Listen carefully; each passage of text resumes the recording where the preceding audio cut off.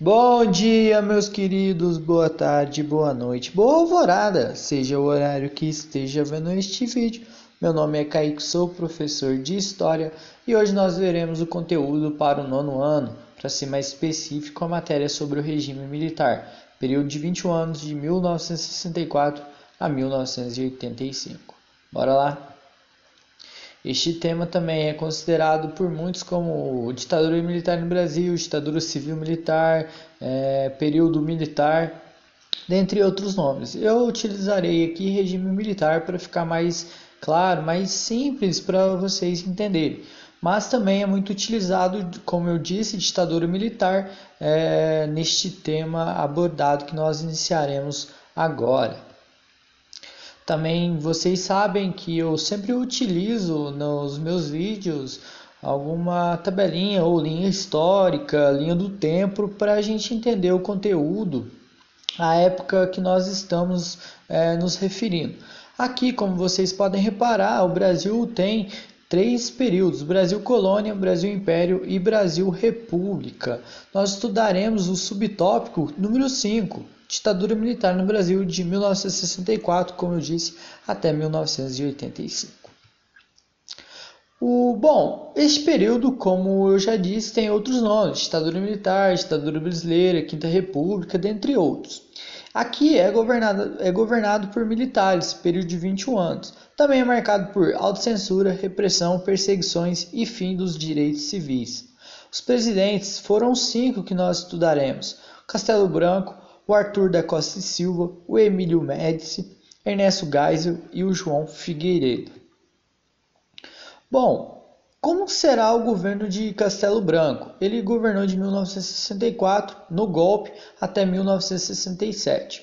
No dia 31 de 3 de 1964, houve a deposição de João Goulart, como nós vimos no vídeo, sobre o período populista no Brasil, como se deu o golpe e o que é o golpe. Com a entrada de Castelo Branco, se dá eventualmente início a seu governo. O presidente da Câmara dos Deputados, Ranieri Mazzilli, ele assumiu provisoriamente até novas eleições serem feitas. E aí, no dia 9 de 4 de 1964, o Alto Comando do Exército ordena a votação no Congresso para presidente. E aí, o Marechal de Castelo Branco é eleito indiretamente. Ele é apoiado nos AIs, que nós estudaremos, que foram os atos institucionais. E o mesmo Castelo Branco decreta o primeiro ato institucional, número 1. Como vocês podem reparar, a imagem que tem no monitor de vocês de um busto de um homem é do general Castelo Branco.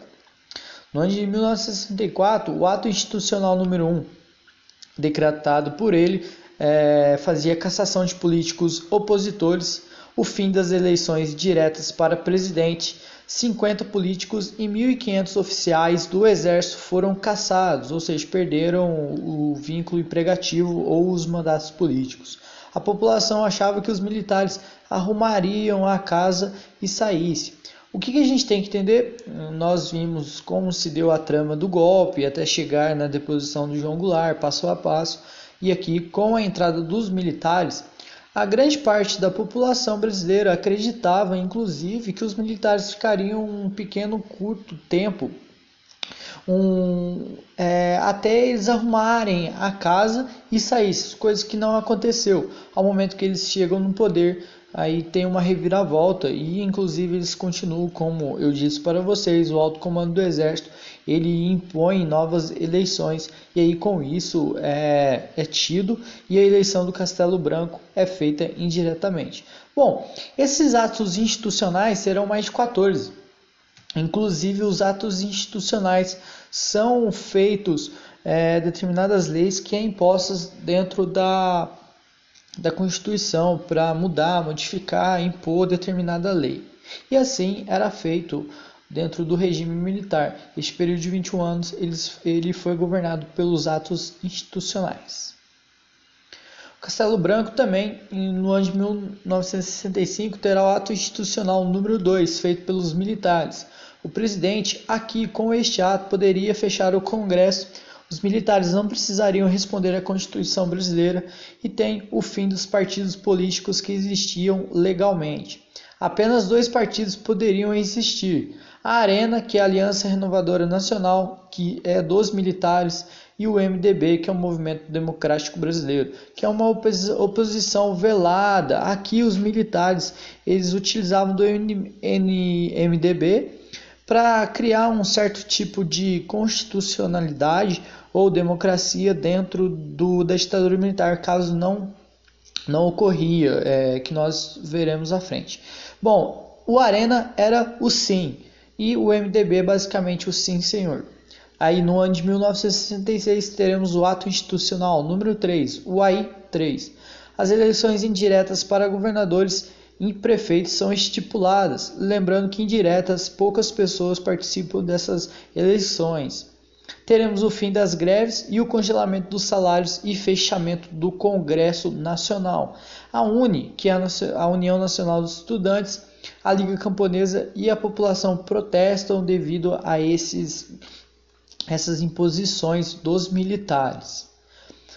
Com isso, Castelo Branco também, os militares não eram coesos entre si e eles eram divididos em 2 linhas. A Soborne, que são os legalistas e simpatizantes dos civis, e teremos a linha dura, que são os golpistas e mais radicais. Do ano de 1967, teremos uma nova Constituição e ela legitimava a ditadura. E no mesmo ano, Castelo Branco queria voltar à democracia. Ele viu que chegou a um ponto que não estava dando muito certo o regime, o que aconteceu, a que ponto eles chegaram. Inclusive o Castelo Branco que deu o golpe, ele queria retornar por conta que a ideia de alguns militares, inclusive da Soborne, era chegar ao poder, retirar o João Goulart por conta dessa ameaça comunista, inclusive vindo da Guerra Fria, e devolver o poder aos civis. Caso não aconteceu, que houve golpe dentro dos golpes. E aí, a linha dura ela impede que a democracia volte, e os militares decidem que outro militar assumiria a presidência da República. E aí o general Arthur da Costa e Silva, ele torna-se presidente. Como vocês podem reparar, eu coloquei uma imagem do seu busto, representando a sua face, para vocês conhecerem ele. Como será o governo de Arthur da Costa e Silva? Outro militar, de 1967 até 69. Em 67, ele foi eleito presidente indiretamente, ou seja, sem a população votando. Ele participou do golpe ativamente, tirando João Goulart e adentrando no poder, conseguindo um poder com os militares. Ele faz um programa de desenvolvimento do governo, que aqui terá interferência na economia e estipula nas multinacionais, que aqui, a partir desse momento, essas mesmas multinacionais não pagariam diversos impostos. Terá forte oposição à classe operária e aos estudantes. O ensino público perde espaço para o privado. E aí no ano de 1968, Edson Luiz, que vocês podem reparar a imagem que eu coloquei, ele era um estudante e foi assassinado no Rio de Janeiro por policiais. Gera uma passeata dos 100 mil e os estrangeiros criticam a ditadura no Brasil e civis começam a deixar de apoiar os mesmos militares. E aí o Arthur da Costa e Silva, e no ano de 1964, ele faz o ato institucional número 5, o AI-5. Ele foi o mais marcante ato institucional. Eles fecharam um congresso e deu poder total aos militares. Aqui os militares poderiam agir por vontade própria e forte censura foi imposta aos veículos de informação, como os jornais, rádios e televisão. Os crimes políticos deveriam ser julgados por tribunais militares, em vez de tribunais como nós conhecemos militares civis, os tribunais civis, perdão. Teremos o fim da liberdade de expressão e reunião na ditadura. Os toques de recolher, quando o governo achasse necessário, autorizou a demissão de funcionários públicos que não apoiavam o governo. Políticos de direita e esquerda, civis, militares e juízes foram perseguidos na ditadura e mais de 1.000 cientistas fugiram do país. Inclusive, este ato institucional ele criou um rombo na educação de mais de 10 anos no nosso país. Aumentou a violência das guerrilhas armadas de esquerda dentro do Brasil. Inclusive o Carlos Marighella, que ele era o inimigo número 1 da ditadura, ele foi morto no ano de 1969. Outras guerrilhas nós temos o ANI, VPR, MR8, Colina e o Carlos Lamarca, que foram esses mesmos guerrilheiros, os terroristas, faziam ataques terroristas devido ao ato institucional número 5, que nós temos aqui um auge da ditadura, da censura, da hostilidade de ambos os lados, tanto a esquerda e direita. O ato institucional número 5 também, eles geram inúmeras formas de protesto, como música, literaturas, filmes, jornais, e driblavam a censura. O exemplo que nós temos mais conhecido era o Festival da Canção, realizado para um público, era realizado para um público onde diversas pessoas iam cantar e ficavam conhecidas, onde que ela era televisionada para todo o Brasil. No ano de 1968, Arthur da Costa e Silva fica doente e se afasta da presidência. Os militares também são contra seu vice, Pedro Aleixo, que era um civil, assumir a presidência e dão um golpe dentro do golpe. E aí uma junta militar assume a presidência. No ano de 1968, teremos o ato institucional número 14, o AI-14, e estipula penas de morte e prisão perpétua dentro do Brasil. No ano de 1969, forte controle social é imposto na sociedade. Teremos a lei da imprensa, a lei da segurança nacional e a operação Bandeirante, feita pelos militares. Teremos também o DOI-CODE, que era um serviço secreto e central, está escrito Centra, mas é central, vocês me perdoem, de prisões e torturas aos opositores do regime militar. E aí, no mesmo ano, Arthur da Costa e Silva morre.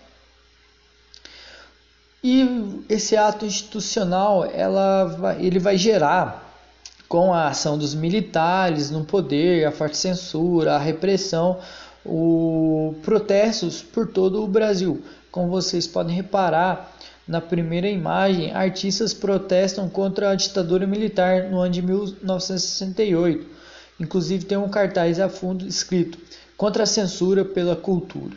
Logo à frente teremos Vladimir Palmeira discursando durante a passeata dos 100 mil em 1968 contra os militares. As pessoas de fato repararam que o regime que os militares estavam elaborando e fazendo dentro do Brasil era ruim para a maioria da população. Inclusive inúmeras pessoas elas foram contra e faziam de acordo com que eles conseguissem inúmeros protestos. Como será o terceiro, o governo de Emílio Médici? Ele governou de 1969 até 1974. Ele foi indicado pelo alto comando militar. Ele é eleito indiretamente e foi o auge da repressão no Brasil. Também é conhecido aqui como Anos de Chumbo. Terá o Plano de Integração Nacional, que foi um programa econômico feito por Emílio Médici. Aqui eles criam inúmeras empresas estatais, inclusive a época que mais criou empresas estatais na história do Brasil foi durante a ditadura militar. Também teremos empréstimos de dinheiro no estrangeiro.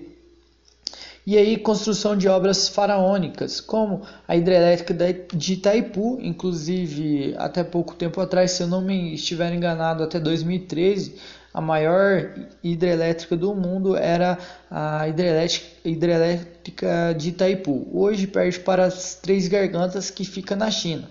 Teremos a construção da hidrelétrica de Ilha Solteira, construção da rodovia Transamazônica, construção da rodovia Cuiabá-Santarém e a construção da rodovia Manaus-Porto Velho, inclusive a expansão do Brasil para o oeste, que era fortemente incentivada neste período que as pessoas elas tinham a iniciativa, o governo dava a iniciativa para determinadas pessoas irem para o oeste brasileiro, região do Amazonas, Amapá, Mato Grosso do Sul. Como vocês podem reparar, a foto que eu coloquei aí é do general Emílio Médici, que governou este período. Inclusive, na região portuária de Manaus, capital do Amazonas, ela foi fortemente incentivada que as pessoas migrassem para essa região.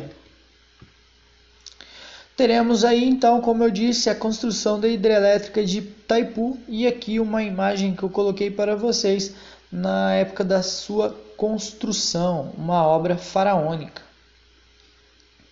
Teremos a Operação Condor. O que foi Condor? Condor é um pássaro que vive nos Andes. Essa operação ela durou mais ou menos de 1970 até 1980, período de 10 anos. Ela foi uma aliança político-militar feita entre os Estados Unidos da América e as ditaduras na América Latina. Essa mesma operação tinha como caráter anticomunismo. Os Estados Unidos apoiavam a repressão e opositores das ditaduras. Inclusive, ele perseguia, os Estados Unidos incentivavam muito as perseguições aos opositores. Os Estados Unidos, ele patrocinou em milhões e deu apoio militar, logístico, seja qualquer tipo de apoio para as ditaduras na América Latina. E as mesmas ditaduras, elas se cooperavam-se. Temos um exemplo aqui, determinada pessoa fugiu do Brasil devido à sua perseguição que estava sendo feita. Ele foge para a Argentina, chegando lá o governo ditatorial na Argentina às vezes capturava e entregava para o governo brasileiro. Então essas ditaduras que elas foram conviventes no mesmo período, aqui eles se ajudavam. Estima-se que mais de 20 mil brasileiros foram torturados durante o regime militar. E os países da Operação Condor foram Argentina, Bolívia, Brasil, Chile, Estados Unidos, Paraguai e o Uruguai.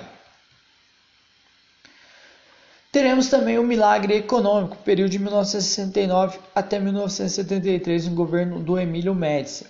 Teremos um crescimento do PIB, que é o Produto Interno PIB, mas o PIB é o Produto Interno Bruto, perdão, eu esqueci aqui, mas é Produto Interno Bruto, o PIB, é toda a riqueza que é produzida dentro do país. Inclusive o PIB do Brasil nesta época teve um crescimento e estabilização da inflação. Teremos um aumento da oferta de emprego, porém apenas 20% da população brasileira recebia mais de 2 salários mínimos e 80% da população recebia menos de 2 salários. Teremos o ufanismo, que a partir de 1970, que foi o nacionalismo extremo exacerbado. O lema, Brasil, ame ou deixe, que foi embalado pelo título da Copa do Mundo de Futebol no México, inclusive é considerado por muitos analistas do futebol como a principal e a maior seleção que nós tivemos. Aqui, com o ufanismo, reforça as torturas e perseguições aos opositores. E no ano de 1973 teremos a crise mundial do petróleo, que foi uma crise que atingiu todo o globo e vai atingir as indústrias do país, gerando o fim dos empréstimos estrangeiros. Bom, este mesmo milagre econômico ele era regido muito pelo dinheiro estrangeiro. O Brasil ele retirava muito dinheiro, emprestava dinheiro do estrangeiro e aí com isso injetava dentro da economia, porém favorecia a pequena parte da população. E aí com isso o crescimento depois da crise do petróleo ele vai cair e teremos a decadência econômica e os militares começam a mudar a sua postura. O quarto presidente será o Ernesto Geisel, que ele governou de 1974 até 1979. No ano de 74 ele assume como presidente. A crise mundial estava afetando o Brasil. Teremos crise interna, econômica e popular vai se agravar. Os militares com isso diminuem a rigidez. E aí os políticos migram para o MDB, que era a oposição velada dos militares. Teremos aí o presidente libera a propaganda eleitoral e teremos o fortalecimento das greves. Um exemplo que nós temos muito da período da ditadura foi as greves no ABC paulista. No ano de 1975 termina a censura aos veículos de informação. E no ano de 1975 também o DOI-CODE na cidade de São Paulo. Esse DOI-CODE ele tinha nas principais cidades do Brasil e nas capitais.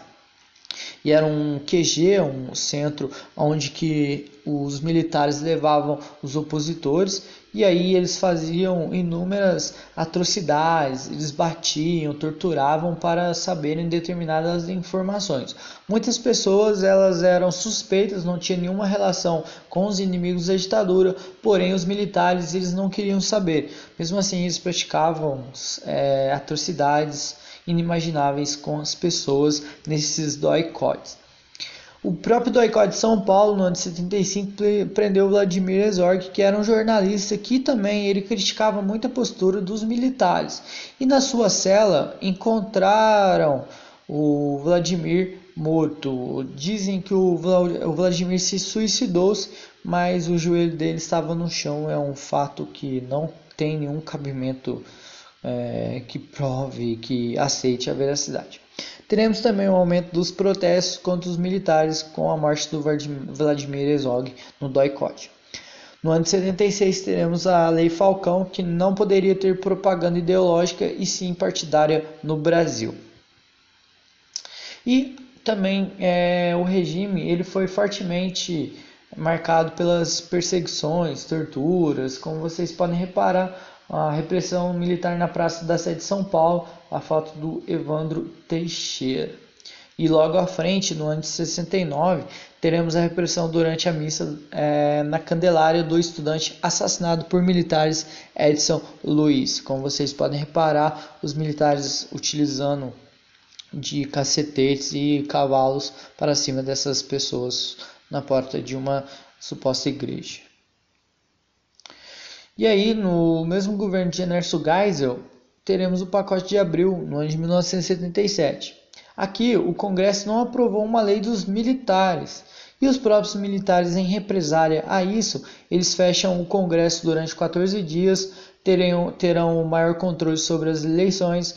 Aqui, o mandato presidencial passa para 6 anos, mais senadores são indicados por militares, dão maior representação ao norte e nordeste brasileiro na política por terem grande apoio os militares, e também queriam abertura política lenta e também gradual e segura para os próprios militares. Chegou em determinado momento, os próprios militares eles viram que não tinham como conseguir por muito tempo ficar no poder, saberiam que não iam manter a ditadura ou o regime militar, seja o que vocês queiram dizer, dentro do Brasil. E aí com isso, com medo, por conta que eles perseguiram, mataram, fizeram inúmeras leis que passassem por cima das leis vigentes para favorecer os próprios militares e os seus interesses, eles saberiam que uma hora seriam julgados. E aí com isso, eles deveriam voltar à democracia, mas queriam voltar gradualmente e segura para os mesmos militares.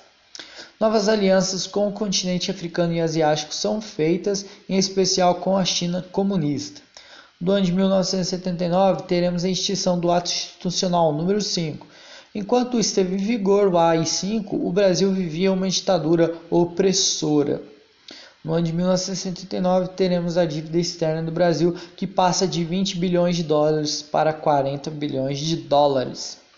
No ano de 1979, o general João Figueiredo assume a presidência. E aí o João Figueiredo, ele governou de 79 até 1985 e foi o último general militar. Ele vai promover a volta à democracia. Ele faz a lei da anistia, que perdoava os crimes políticos dos dois lados, tanto o da esquerda como a direita, tanto os militares que estavam no poder e os que não estavam. E aí também perdoava os exilados políticos que poderiam retornar para o Brasil. Inclusive essa lei da anistia ela é muito criticada por muitos por favorecer os militares que praticaram mais crimes e devido por estarem no poder e o número de membros. No ano de 79 teremos a crise internacional do petróleo, como eu já me referi, ela vai afetar o Brasil fortemente. Os militares congelam importações de petróleo, a produção nacional cai e a inflação sobe mais de 100%. Para vocês terem determinada noção do que estava acontecendo, no ano de 1984, a inflação estava mais de 223%. A dívida externa do Brasil passa de 4 bilhões de dólares para 90 bilhões de dólares. E aí surgem inúmeras greves no Brasil. O exemplo que mais marcante que foi também, retornando o seu nome, o ABC Paulista, da greve dos metalúrgicos. O governo persegue opositores e faz prisões de sindicalistas, inclusive que os militares não gostavam das greves. O grupo de direita, eles fazem atentados e por conta que os militares eles começaram a fazer inúmeros atentados, bombas, atentados para tentar jogar a culpa na direita, mas certas pessoas viram que não é bem assim, que inúmeras pessoas de direita também estavam fazendo ataques com carro-bombas. O exemplo que nós temos, o ataque frustrados a bombas em 1981 no Rio Centro. E aí, em 1982, volta das eleições para governador. E no ano de 83 teremos a Diretas Já, que foi uma campanha nacional que vários partidos e população se unem. Eles queriam o fim da ditadura e eleições diretas para presidente. O projeto foi derrotado na Câmara. E no ano de 85 surgem eleições indiretas, com candidatos civis, Paulo Maluf versus Tancredo Neves. O seu vice é José Sarney e o Tancredo Neves ele vence e é eleito presidente do Brasil, o primeiro presidente civil depois do regime militar. E aí no ano de 85 teremos o fim do mesmo regime militar no Brasil. E eu coloquei uma imagem para vocês de uma das manifestações que nós temos no Congresso Brasileiro, as pessoas pedindo aqui a volta da democracia. E também surgem alguns mitos da própria ditadura. Bom, este período de 21 anos, ele levanta-se falsas ideias sobre o mesmo nos dias atuais. Lembrando que uma ditadura, seja ela de esquerda ou direita, é sempre ruim, não devemos apoiar, por conta que acabaram com inúmeros benefícios, direitos essenciais das pessoas. É claro que a ditadura militar, inúmeras industriais que apoiaram, banqueiros, lucraram neste período, construtoras. Porém, outras pessoas também apoiam por gostar, seja acharem que foi bom o período. Mas para a história brasileira, a história nacional, este período foi muito nebuloso, nefasto, foi ruim para nós em inúmeros amplos aspectos: educação, saúde, economia, desigualdade. É claro que dava para comentar com vocês com inúmeros temas, mas eu decidi linkar aqui alguns mitos que eles acreditam. Bom, o primeiro é o fim da falácia, 10 esquemas de corrupção durante a ditadura militar. A ditadura ela teve muita corrupção, diferente que nós temos a corrupção hoje. A gente consegue compreender a corrupção através dos jornais, sites de notícias, pessoas. Já na ditadura, por conta da censura, as pessoas elas não tinham noção do que acontecia. Então, evidentemente, acontecia a corrupção, mas as pessoas não sabiam. Essa reportagem é muito bacana, que fala um pouquinho sobre a corrupção na ditadura. Teremos também essa mesma matéria da página eletrônica Aventuras na História. Teremos outra questão que as pessoas acreditam que apenas inimigos, opositores, pessoas que faziam atentados terroristas no Brasil eram perseguidos na ditadura militar, coisa que não aconteceu. Como vocês podem reparar, a capa a imagem, o título da BBC News, a história dos 6,5 mil membros das Forças Armadas perseguidos pela ditadura militar. Aqui, os militares eles perseguiam pessoas de direita, pessoas de esquerda, próprios militares também que perderam muitos cargos dentro do exército por conta desta ditadura militar nefasta. E por fim, a economia, dizem muito que o Brasil cresceu no milagre econômico, coisa que não foi muito bem assim, como vocês viram, eu falando que 20% da população brasileira recebia mais de 2 salários, os outros 80% recebiam a menos. O Brasil, sim, ele teve um crescimento muito espontâneo, muito grande, perdão, mas a desigualdade no Brasil ela ficou muito clara, evidente e aumentou. Como vocês podem reparar, uma reportagem do El País que eu coloquei, o lado obscuro do milagre econômico, da ditadura, o boom da desigualdade. Se alguém se interessar, aconselho vocês a lerem as 3 reportagens e outros temas que são muito importantes nós compreendermos este período que deixa seus sinais nos dias atuais. E para finalizar, um documentário excelentíssimo que eu já assisti, já aconselhei para vocês também na outra aula, na aula de populismo, Brasil Populista, que é O Dia que Durou 21 Anos. Este excelente documentário, ele fala dos momentos antes do golpe, o envolvimento dos Estados Unidos na Operação Brother Sun, dentre outras questões, e como se deu o golpe dentro do Brasil.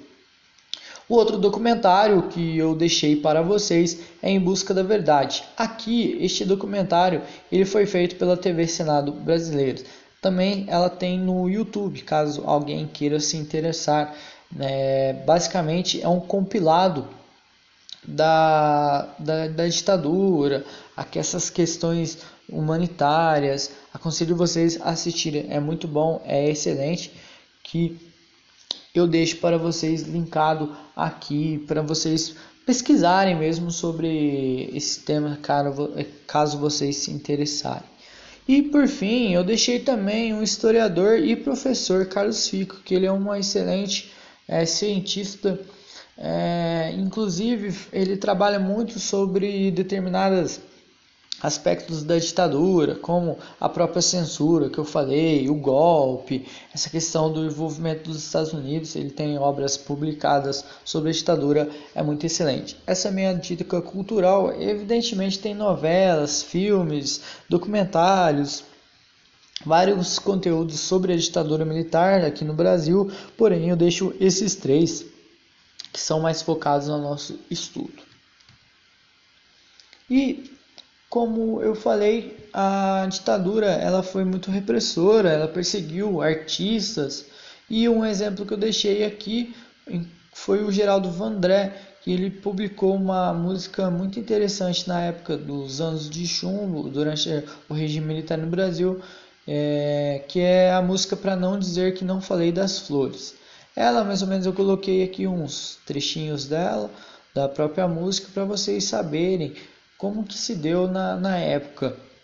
Inclusive eu vou dizer para vocês, falar sobre esse trechinho, que é: vem, vamos embora, que esperar não é saber, quem sabe faz a hora, não espera acontecer. Há soldados armados, amados ou não, quase todos perdidos de armas na mão. Nos quartéis lhe ensinam uma antiga lição, de morrer pela pátria e viver sem razão. Bom, assim eu fecho a minha aula, espero que vocês tenham gostado. Evidentemente esse tema é muito grande, aborda muitos temas, sociedade, educação, cultura, ele é gigante, mas como a nossa aula ela já é mais curta, eu tentei ser mais claro e breve possível para vocês de um tema tão simples, tão importante, que é da nossa história brasileira, que com certeza nós temos a herança deste regime que não foi ruim. Todo tipo de ditadura, esquerda ou direita, reforçando e reiterando muito o que eu disse aqui, não é bom. Qualquer dúvida eu estarei à disposição e até a próxima aula. Tchau!